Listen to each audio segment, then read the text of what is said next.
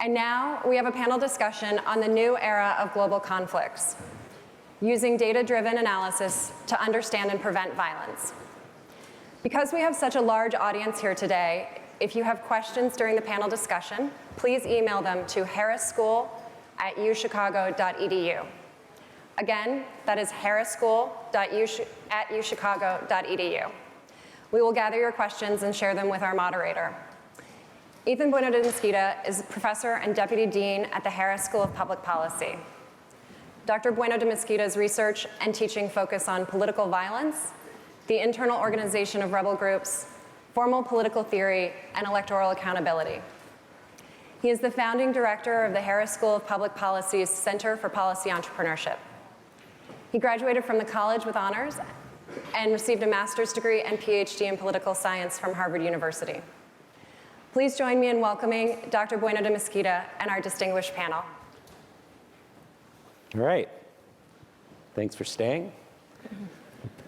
So the study and resolution of violent conflicts obviously requires the collaboration and combined efforts of people working across sectors, from the government and the military, multilateral organizations, non-governmental organizations, the private sector, and of course the academy.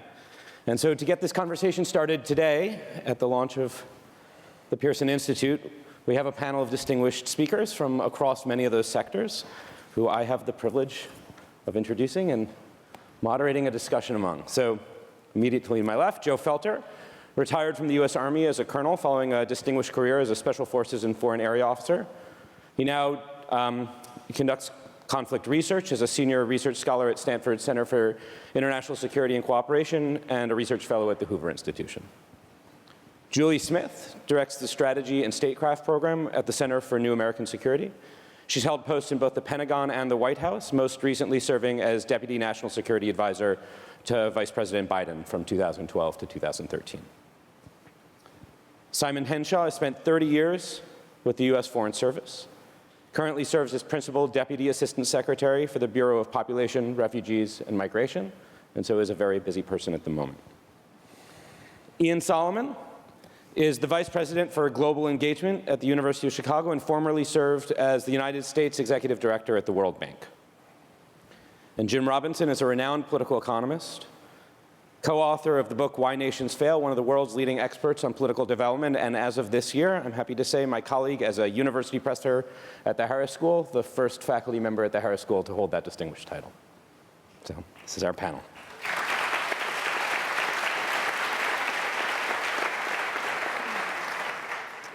So to get us started, I'm going to start with a question for you, Julie. So from the decisions we've made over the last couple administrations in conflict zones, from the decisions to invade Afghanistan and Iraq, how we responded to the Arab Spring and its aftermath, the drug war in Mexico, decisions about whether and how to intervene in conflicts in Libya, in Yemen, in Syria, and elsewhere, to the current refugee crisis, we've faced countless major policy decisions in conflict zones. And you had the opportunity to participate firsthand in many of those decisions. And so I wonder if you'd start us off providing some insights into sort of what your perceptions are of the strengths and weaknesses of how the government thinks and strategizes about those kinds of issues, and how the academy and evidence-based research has and should play a role in those that decision-making process. Great. Well, thank you very much. Thank you for the invitation. Thank you to the University of Chicago for getting me out of Washington. It's a pleasure to be back in the Midwest. I'm from the Midwest. And congratulations to the Pearson family for this remarkable gift and very innovative new center that I'm looking forward to learning more about as you go forward. I wanted to say just a few things today about how things look down in Washington. And I guess the short answer is we're overwhelmed and we're flailing and struggling to frankly keep up to what we're dealing with today. What we're looking at right now is an unbelievable complex set of global challenges, and we find ourselves as policymakers essentially trying to play three-dimensional chess. We are now dealing with an array of actors that is unlike anything we faced in our history. We're dealing with great power politics, maybe not great power conflict, as Richard Haas noted. We're dealing with rogue regimes, the likes of North Korea and Iran. We're dealing with an array of non-state actors. And we're now dealing with super empowered individuals that have access to technology and assets that we never imagined possible. Simultaneously, we're dealing with an array of threats that also feel breathtaking. We have conventional threats, the likes of what we've dealt with for the better part of 60, 70 years, traditional, conventional military threats. But we're also dealing with a huge array of hybrid and asymmetric challenges for which we are completely unprepared. And the pace with which these challenges are coming at us is overwhelming. You find yourself in government unable to keep up with the breaking news that comes in on a 24/7 news cycle.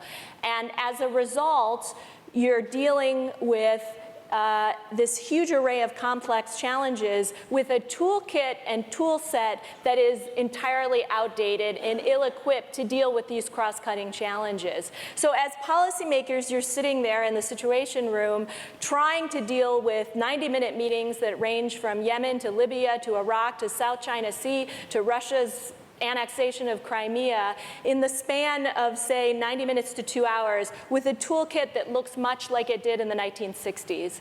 And so one of the reasons I'm so excited about this center is it is going to be providing new ideas, new research, a new toolkit, and hopefully enable us as policymakers to get out ahead of some of these conflicts. The very last thing I'll say, if I could, is that 2014 was a year of surprises. The US government was caught by surprise by the annexation of Crimea. It was very much caught by surprise by the outbreak of Ebola, and definitely caught by surprise by the rise of ISIS. And that was a rude awakening in many ways for the US government to realize we don't have any grip whatsoever on preparing ourselves to deal with what's coming down the pike. And so to the extent that this center can help us think through what drives conflict, what the roots of conflict are, what new tools we need to develop to deal with the array of these complex challenges, I think that would be highly welcomed and appreciated. And the degree to which we can bring these academic communities and merge it with the practitioners and policymakers, all the better. One of the things that I think, to build on what you said, Julie, is our institutions, our tools and our institutions are designed for a different era. So we have institutions that focus on security matters, which don't know how to integrate very well with institutions that focus on development matters and the economic issues, which don't know how to relate very well with institutions that focus on issues of justice and inequality in the world. And how do we create these sort of structures where we can get the different elements of solving these problems talking together, working together, so that we can solve them? I think is a real challenge, and something I think that an institute here at the University of Chicago, because of its emphasis on interdisciplinary dialogue. Right? If you want to solve a problem, and the New York Times reported a few weeks ago about 30,000 people going to join ISIS, being recruited by ISIS. If we want to understand why that is and what we can do about it, we need game theory experts like Ethan. We also want to have psychologists. We want to have people who work on issues of refugees and migration. We need people from security backgrounds. We need people who can understand the range of impacts, whether it's law and institutions, public policy. So this institute will be a forum to bring those different voices and hopefully supplement what people in Washington struggle with. So Joe, you sit in a unique kind of perch here for us, right? You've had the experience as a government actor and decision maker, and also now as an academic researcher. You've come into the fold.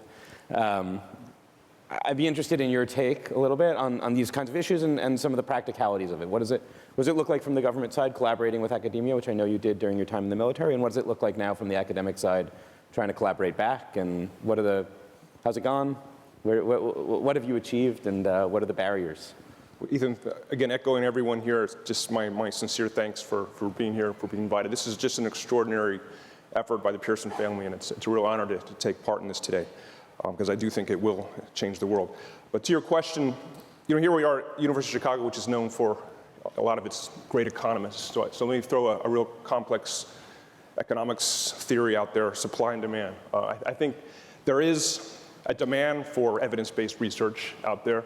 As Julie said, the practitioners in the field, in the military, and government, and aid organizations, they're just too busy. They're putting out fires, you know, and there are those that are equipped with the tools to help understand how to prevent those fires from starting. But it's connecting that demand with the supply, and that's a real challenge because in my experience in the military and to some degree in government and aid organizations, there's a lot of individuals very talented, very capable, working very hard. But the truth is, and this may sound a little elitist, which I can probably get away with at one of our country's top universities, some of the brightest people, the brightest minds, they're not out there at USAID, in the military, in the State Department. Although we've got some really bright people in those organizations, don't get me wrong. But they're in these great universities like Chicago and some others that I'm familiar with. We won't mention. How do you connect them? You know, and I think you've got to create incentives. And I think, you know, I think those of I just missed that Vietnam generation, but my father served there. I think there's a legacy within academia from way back that there's this distrust between academics and policymakers, practitioners. There's a lack of interest in working together. Those days are gone.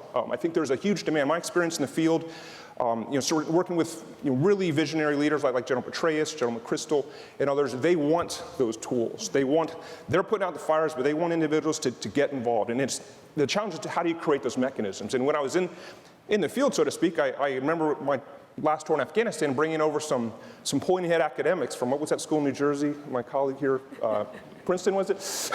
And some other great universities. They came over and they showed up, and this is some of the challenges, I think, speaking of the challenges. All of a sudden, these very, very bright folks come into a very different environment. I was in a special forces environment where big, you know, kind of some tough folks there, very skeptical of what can academics bring to the table. But when they show up at the table and add value, they are welcome at the table. And I think it's creating mechanisms to get them to the table. And it doesn't have to be physically, and I know we've got a great audience around the world down in here. It can be virtually, it can be the quality of the research and scholarship that makes it to them. And I would provide some of these senior leaders with credible scholarly studies that were actionable. Just a quick example, and I don't want to steal any thunder, you know, cut me off if I'm taking too much time. In Afghanistan, we knew that civilian casualties weren't good, okay? On a moral level, killing civilians, bad, right? But we also knew somehow if we're going to counterinsurgency fight, you can't kill civilians and have collateral damage and expect to succeed. And General McChrystal knew this, everyone knew it, but it was based on a gut feeling. But no one really knew how bad it was. And we brought a team of academics over, and Professor Jake Shapiro is here today, you'll hear from him later, was one of these folks. Came over there and did a very rigorous, methodologically rigorous, evidence-based study of the impact of civilian casualties on future violence. And had some, I remember the briefing to General McChrystal, he tapped his microphone, you know, people listening all over the theater like, guys, this woman from the London School of Economics was preventing these findings, and it was like this epiphany, like, here's evidence that our gut feelings, they're really backed up by research. So just as one example, but again, my experience as a practitioner is there's demand for it, there's supply for it. Now that I'm back in academia, we got to keep up the fire. And I think the Pearson Institute is a great example of the types of activities and the mechanisms that you need to build those relationships. When you have your first, is it the Pearson Forum annual meeting? Those relationships you build, you're going to develop a certain sense of trust. Those practitioners are going to go back to the field knowing your faculty here and others like, wow, there's a relationship you build there, and that leads to one of the biggest challenges now. You know, all this analysis and data-driven research is only as good as the quality of information and data that drives it. And sadly, that's one big barrier that we still face now is this sharing. You know, if you're spending millions of dollars on a program, sometimes there's a certain concern that data-driven, evidence-based analysis is going to, you know, prove that you're doing the wrong thing, and sometimes there's a distrust that comes from that. So I'll leave it to my colleagues to respond, but supply and demand, it's there. It's creating those mechanisms to connect the brightest minds so they can work on our toughest problems because we can't afford not to. The stakes are too high. I feel a little bit like the odd man out because my job isn't to avoid conflict, but to deal with the damage caused by conflict while I wait for others to fix it. But it's worth mentioning, I think, that even just 10 years ago, many of the refugee conflicts my predecessors dealt with had solutions and ended.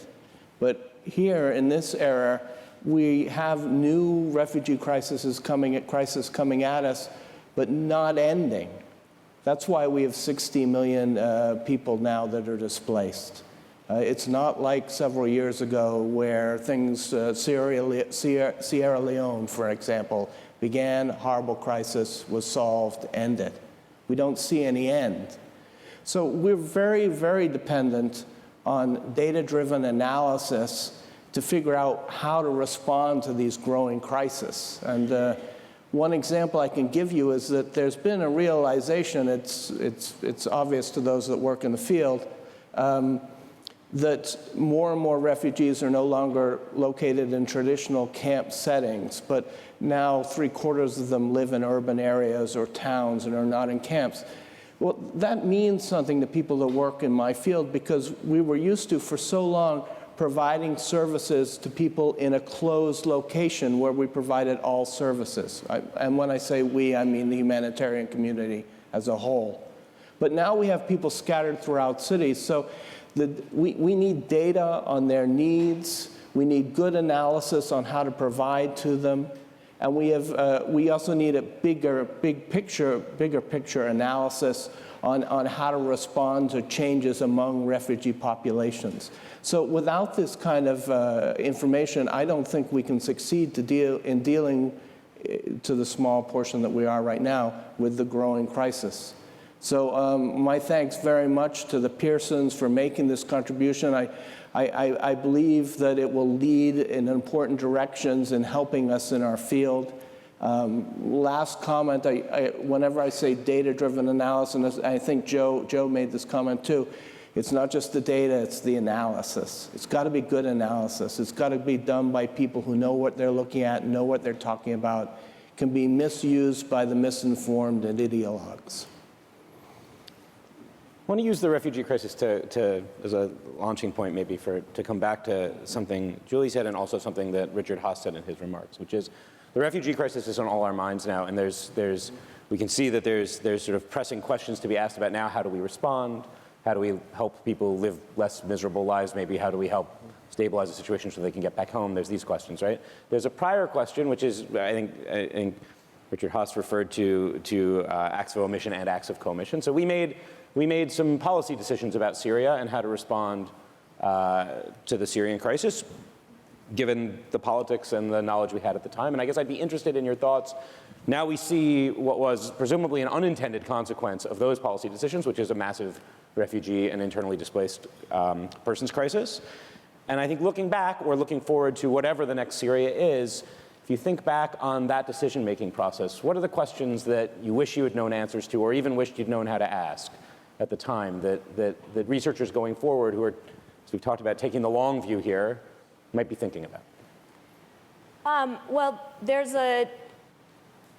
are a whole host of questions I think we wish we would have asked ourselves. We found ourselves in the early years of the conflict in Syria focusing very much on the question of whether or not the US should take a direct role. And the way in which we debated that and how we settled on an answer was very much tied to our experience in Iraq and Afghanistan. And it was tied to a limited resource environment and tied to the public mood that we find across the United States, an element of war weariness. And so we would sit down multiple times a week. We'd get a readout on the conflict, what's changed in the last 48, 72 hours on the ground. We would step back and ask ourselves, would US direct engagement ultimately affect the outcome of this conflict? Oftentimes the answer, almost all the time, the answer was no. We would occasionally pull out our rusty toolkit and look at options like no-fly zones, arming the rebels, political negotiations, trying to reach a settlement, and see what tools fit for different elements of a US strategy. But what we didn't succeed in doing, and I personally have some regret over this, and it haunts me, and Richard Haas was right to point this out. We did not ask ourselves about the consequences of not getting engaged. And while we were focused on the refugee crisis, we had a lot of meetings at the lower levels, at the mid levels, at the highest levels, talking about our partners in Turkey and Jordan and Iraq and how they were coping with the refugee crisis, which was just beginning in those early years. We didn't step back, and this is where academia, I think, can help us and think through not only the consequences of not having a direct role for the United States, but at what point would we hit a saturation point on the refugee front, and what is the worst case scenario? I mean, we have these strategy shops in the US government, we have policy planning units, we have a variety of people that are technically tasked to be asking questions, not in the short term, but the medium and long term. But in truth, they're not functioning as they should for an array of reasons. And this has been a longstanding problem, just not a problem we've seen with the Obama administration. A lot of these shops end up being speechwriting offices, and they're not able to properly do their job. We did some red teaming of US policy in 2012 and 2013, but not enough. And so I think for a center like the Pearson Center, you can be asking, not only can you be driving solution sets to practitioners and strengthening the connectivity between academics and policymakers, but you can be asking the questions that we feel like we don't have the time in a 90-minute meeting in the sit room to ask ourselves, and to be driving that debate about the consequences of not intervening. I mean, we now have had 3 really interesting experiences. We've had Iraq and Afghanistan. The US is all in. We've had Libya, which was kind of a pinprick, limited military operation, primarily from the air, short-term in nature, about 6 months, with nothing on the back end. And we're seeing the consequences of that. And we've had Syria, where the United States has decided essentially to do very little, if anything at all. And so the $64,000 question is, looking at these experiences in terms of US leadership, what lessons do we draw from these various interventions of being all in for 10 plus years and essentially doing nothing? And how do we right set that now? What is the path forward for the United States in terms of how it uses these assets, which military, diplomatic assets, our rich diplomatic community, development assistance, economic assistance, a whole array of tools.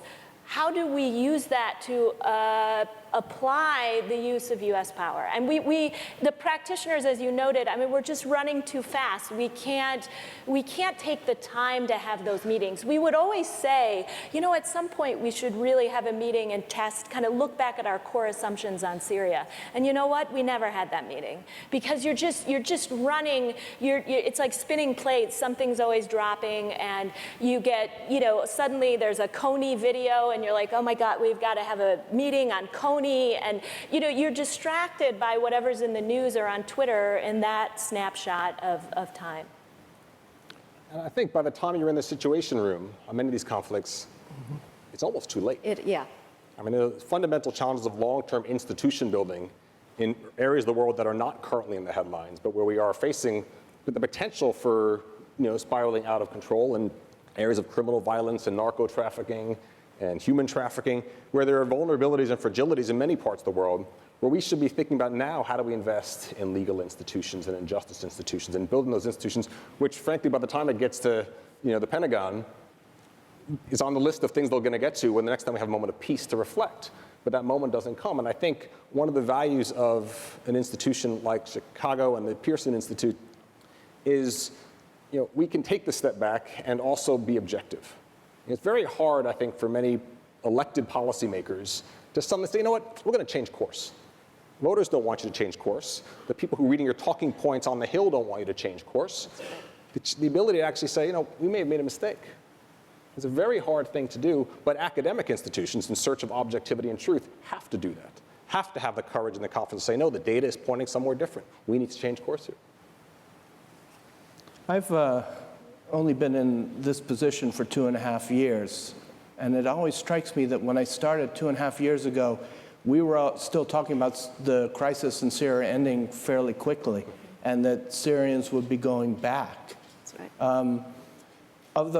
We've been involved in the humanitarian side of this since the very beginning. Of the $4.5 billion that we spend in the region, half of that actually has gone into and it continues to go into inside Syria, to support the displaced. The rest goes in the countries around.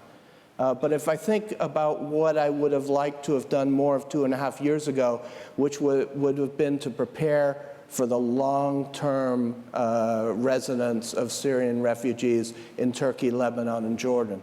Though that's a really easy thing to say, 2.5 years ago, it would have been very hard to sell that to any of those 3 countries. Right. And it's still difficult to some extent today, though they're facing that reality.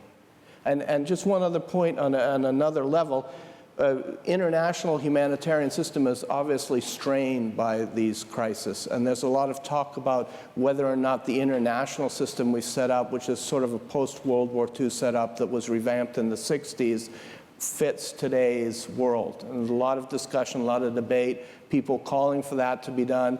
Others concerned that if we started to open that discussion, there might be changes which would rip apart the parts that actually do work, such as UNHCR and others. But I urge you all to watch that debate, see where it goes. So one of the things Ian said was that academia in general and the Institute, and the Pearson Institute in particular, it gives us this opportunity to step back and ask these questions that in the moment of a policy crisis, policymakers can't make. So we're at a university, I want to take a minute to do that. So if I think about the recent conflicts that we went most deeply into, and I think about Afghanistan and Iraq, and I think about the kind of policy levers we tried to use, not at the very beginning when it was primarily a military problem, but afterwards, when there were other kinds of problems. I think about a lot of the discourse being about economic development. And I think a lot of how we talk about conflict and conflict resolution is about economic development, which is, I think, straightforwardly important. But so we have Jim Robinson here, who has sort of spent a lot of time suggesting another account and another set of concerns having to do with political development, having to do with state capacity, having to do with the breakdown of the state. And so I want to take a minute to think a little bit and ask you, Jim, if you have some reflections for us on how we should think about the competing and or complementary aspects of economic and political development. And we can talk about that obviously in the context of Iraq and Afghanistan, or certainly in the context of Syria. We can also talk about it, and you've had a lot to say in the context of the decades-long conflict in Colombia, about which there was also headlines in the last week. And so we open up that line of questioning. Decade. 200-year-long conflict in Colombia. 200 years is a number of decades. I think the relationship between economic development and all of this is very complicated. It was quite funny that when the gentleman was playing the piano, at some point a photograph flashed up of former Colombian President Andrés Pastrana shaking hands with Tiro Fijo, who was a former leader of the FARC guerrilla group. Just last week, the current president of Colombia, President Santos, was photographed shaking hands with Timoshenko, who's the current leader of the FARC guerrilla group. And actually, you could put together a presentation for the whole musical piece of Colombian presidents shaking hands with various guerrilla leaders and paramilitary leaders and caudillos and rebels, and and it sort of goes on, and when I look at that, I sort of think that in Colombian society, you could go back 200 years. There's always this, let's make a deal, we make an agreement, you have a little bit, we have a little bit. When Pablo Escobar,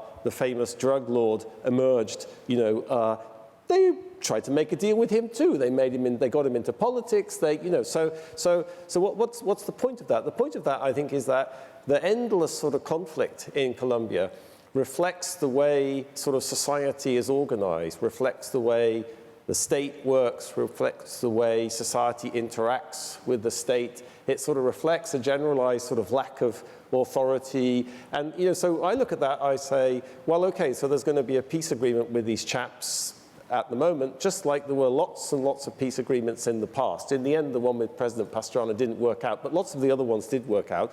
But the violence goes on, the conflict goes on, the anarchy goes on, the vacuum of authority in the country goes on. In the meantime, Colombia, education went up, life expectancy went up, income per capita went up. So there's been plenty of modernization, over this period.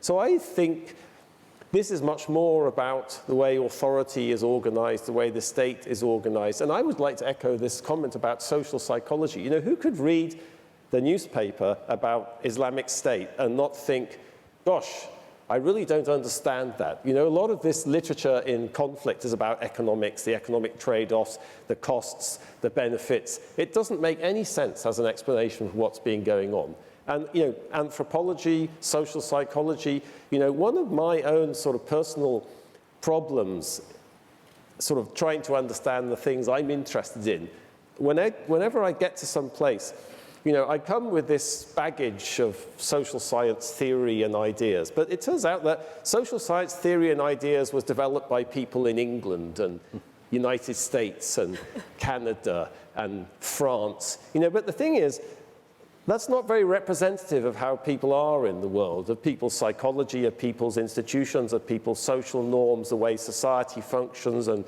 coheres, the way authority works. And we just don't understand that well enough because so much social science is a sort of projection of how England looks like into the rest of the world.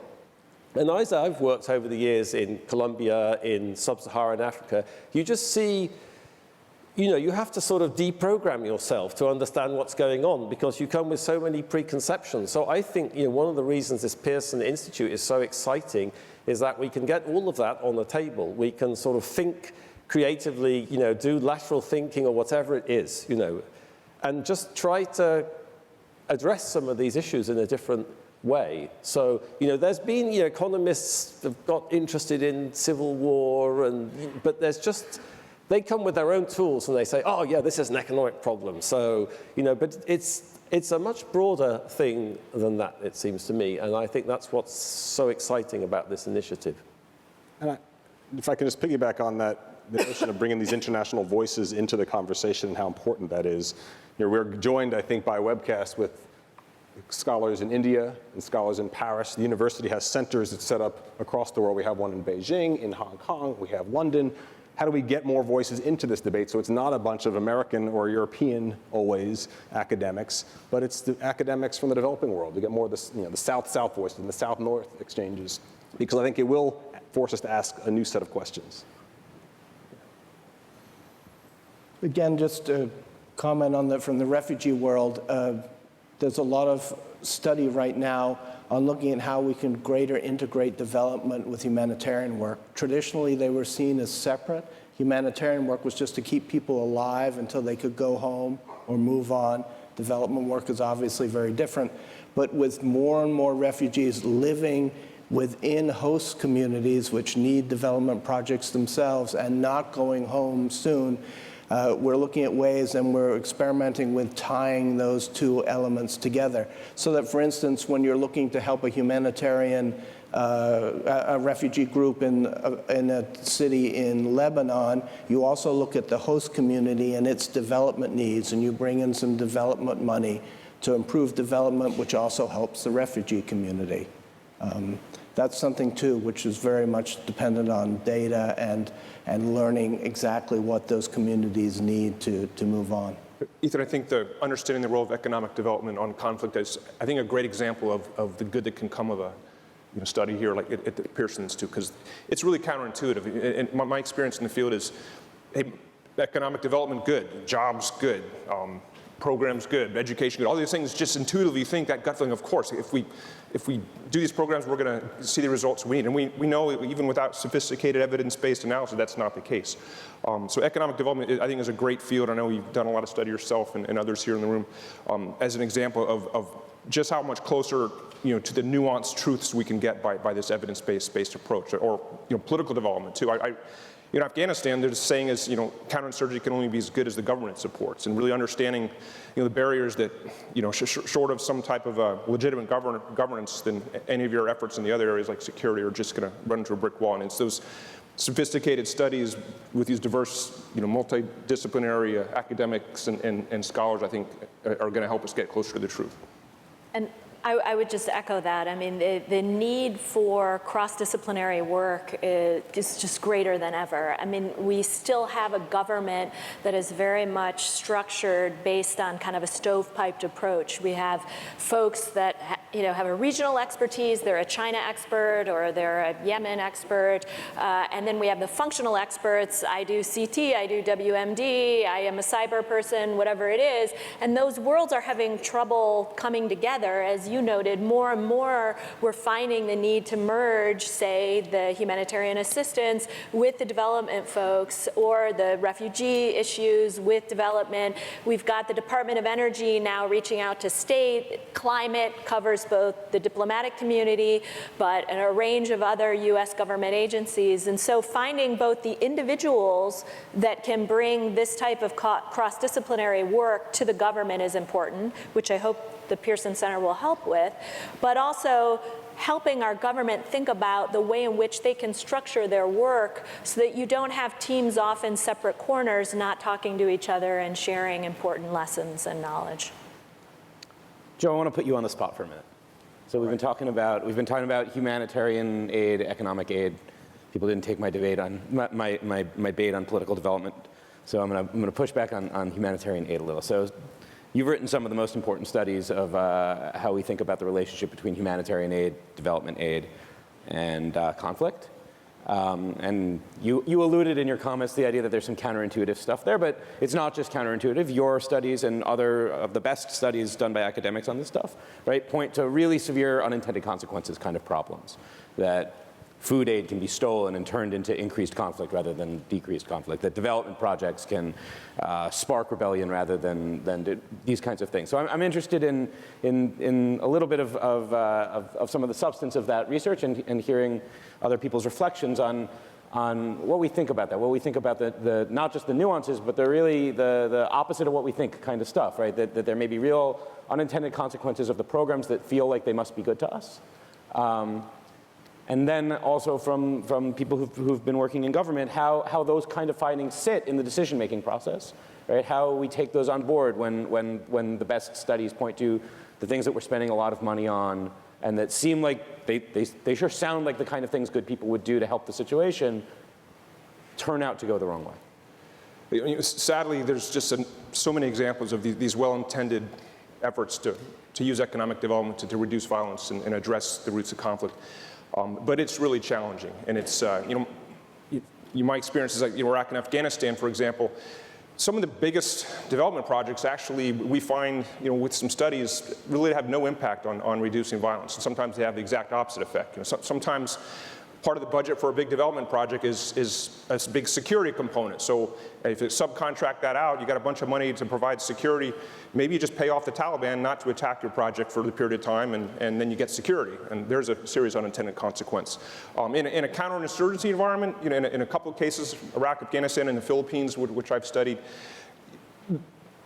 the insurgents, the rebels, they have a vote. If the government goes in there and tries to bring development in, and they know that's going to undermine their position, well, they have a strong incentive to sabotage those development projects. So at times we'll see development projects increasing violence. And it doesn't necessarily mean they're bad. It may be an example of this is a development project that they really think it's going to undermine their position and bring support for the government.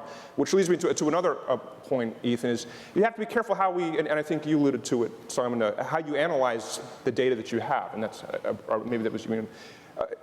Increase in violence may not necessarily be a bad thing, always. And sometimes, again, my context in Afghanistan, if there's a Taliban-controlled area, you may see zero violence. You send a team in there to bring development and do the types of activities and security to wrest control back from the Taliban and towards the government. Violence is going to spike. So if you're sitting there in a briefing with a 4-star and he's looking at violence spiking, and if the briefer says, we got a problem in this area in Helmand, violence is going up, we're good over here in Kandahar. Well, maybe the exact opposite. Maybe we're not trying hard enough in Kandahar and this area in Helmand, we're actually there doing the hard work. So a long way of saying that understanding the impact of economic development is very challenging. I think it's one area that really lends itself to the types of contributions that scholars can make, because it is hard, it's nuanced, it's conditional, and it's very important. And I think, again, your center is going to make some great progress there, and I hope to contribute to that from those other universities.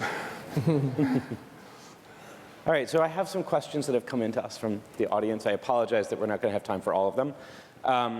But there's a few here that I'd like to pose to you all and see what your thoughts. So the first one here says, new forms of conflict and new conflicts involve new variables, new considerations. And they ask, is existing data adequate to identify and measure the things we really care about to think about resolving conflicts today and conflicts that are coming in the future? And if not, what are the things that we need to be measuring that we're not measuring, and how do we go about doing that? Okay, I started with a hard one. And I think we can think about how do we go about doing that, both in terms of, I mean, there's some measurement questions, and that's probably a little too much inside baseball social science for us, but there's questions about partnerships too, I think, in terms of putting the people who have thought about the measurement and the people who have access to the data together. I can make a quick comment on that. That's a key, I think, to quality research is developing those partnerships. So those relationships that you're going to build here through your Pearson Forum, for example.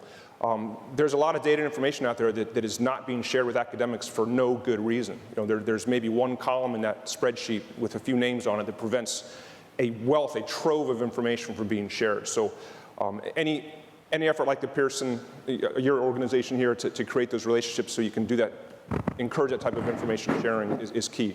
And also with data, you have to be careful you get what you measure too. So you know, I know that practitioners need to be careful. If the boss cares about some certain measure that's all they're going to focus on, and they may lose something in the noise. I think scholars can take a more objective approach to bringing in all the factors that may be causal.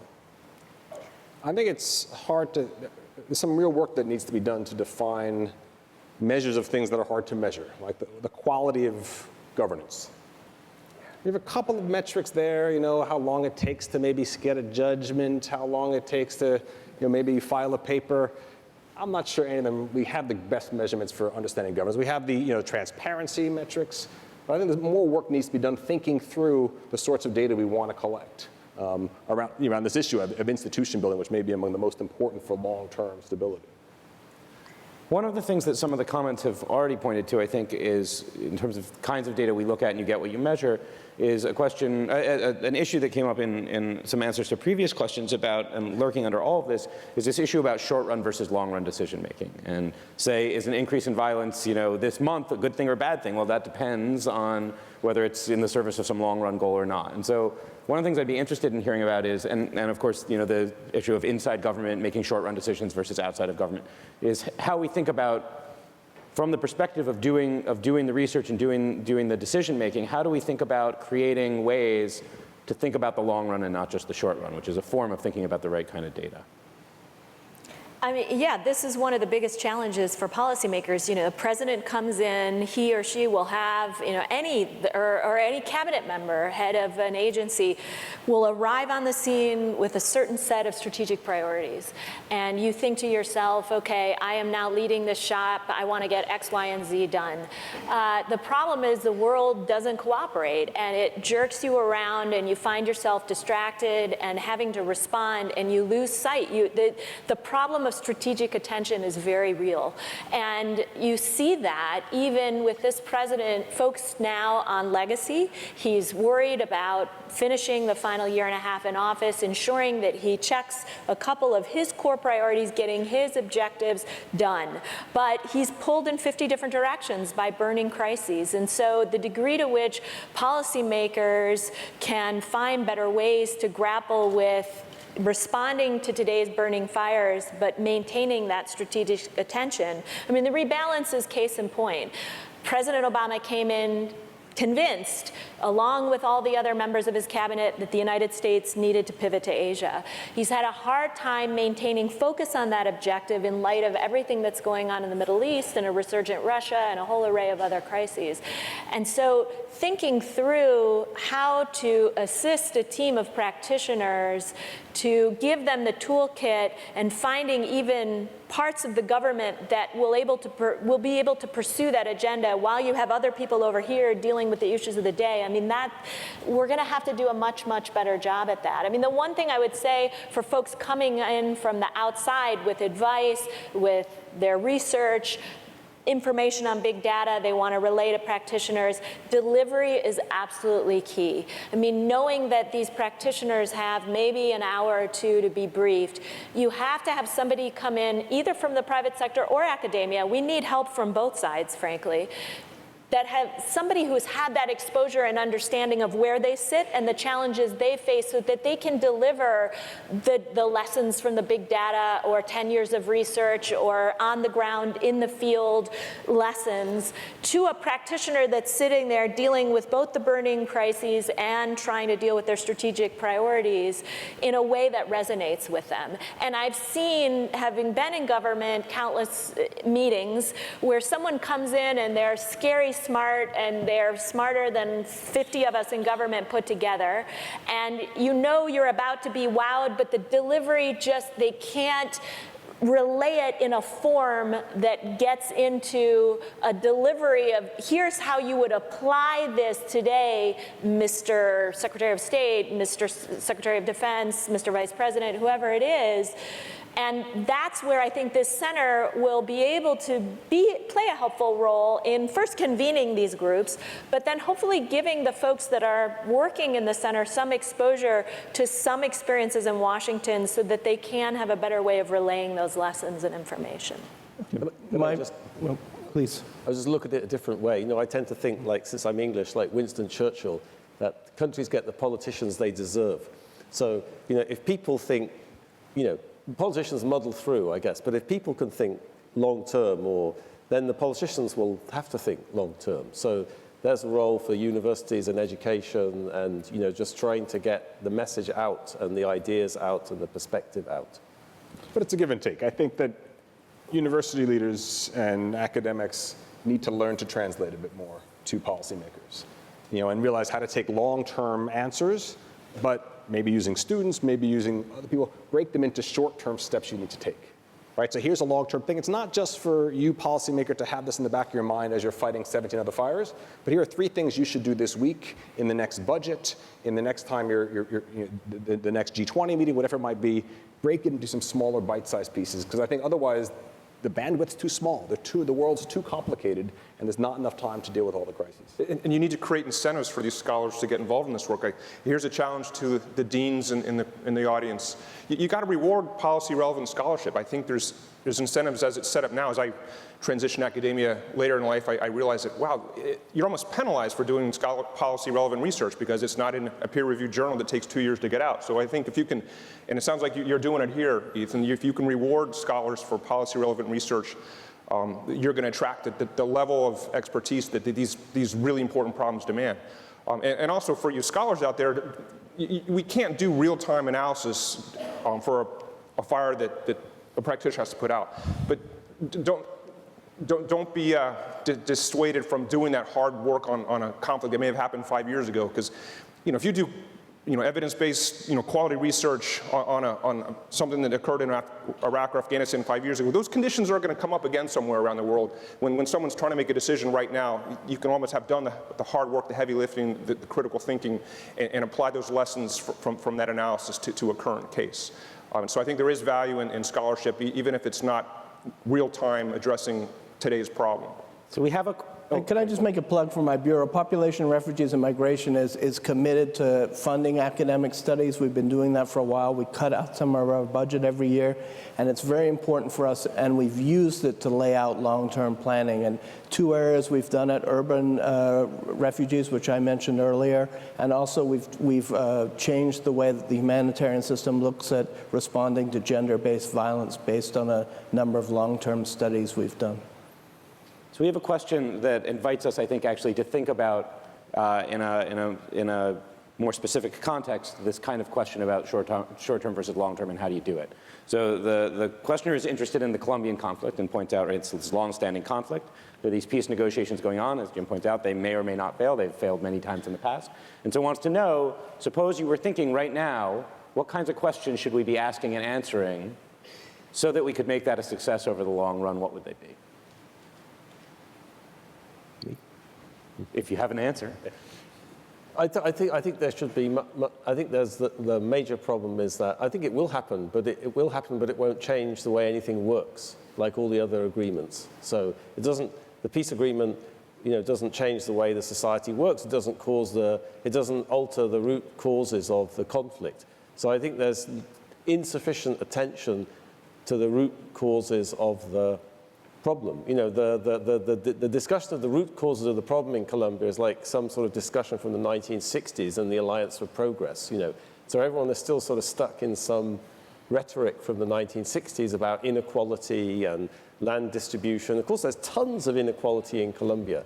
But you know, there's lots of inequality everywhere in Latin America and even in the world, but it doesn't have the same consequences. So I would say the major problem, you know, would be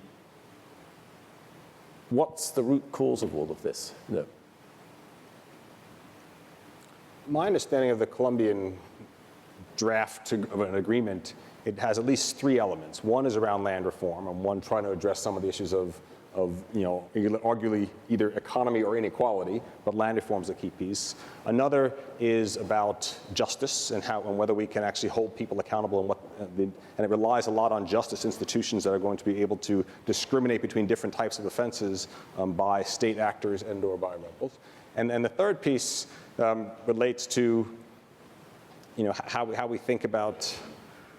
What's the third major theme in the Colombian agreement? Political participation. Political participation, and getting, you know, people who have been on the outside somehow included on the inside. These strike me as 3 fundamental parts of a solution, and hopefully, I would hope that even if it's not a permanent piece, if there is room for more of this sort of analysis to figure out, okay, how do we now get to these root causes? Because just political participation strikes me as a fundamental issue to trying to unpack these 200 years of conflict. Yeah, that would be true if political participation or lack of political participation was the reason the conflict started, but I don't think it was for a second. So, of course, these people want power, and everyone wants to exercise power, and they think we need to exercise power to avoid, you know, being, you know, because there's no commitment to anything. But, you know, I don't think anyone actually thinks they will exercise power. That my impression is that they're desperately unpopular with the average Colombian, which is why they're trying to sort of rig the rules to make sure, at least in some pockets, they have power. So I don't think any of those things. I think land reform will never be implemented. There's been land reform, there's a 50-year history of land reform in Colombia, which is never implemented because the state doesn't have the capacity to actually implement it in the areas where it's needed. There's just too many veto players and too many alternative powers embedded in the state. So I don't think that will be implemented. I don't think anyone actually thinks it will in Colombia, but you know, somehow they have to go through the motions of saying it. And the justice, well, let's see, you know. So what advice do we give policymakers then? Sit back and say it's too complicated? Which policymakers? Colombian policymakers or American policymakers? Both. And maybe regional actors as well.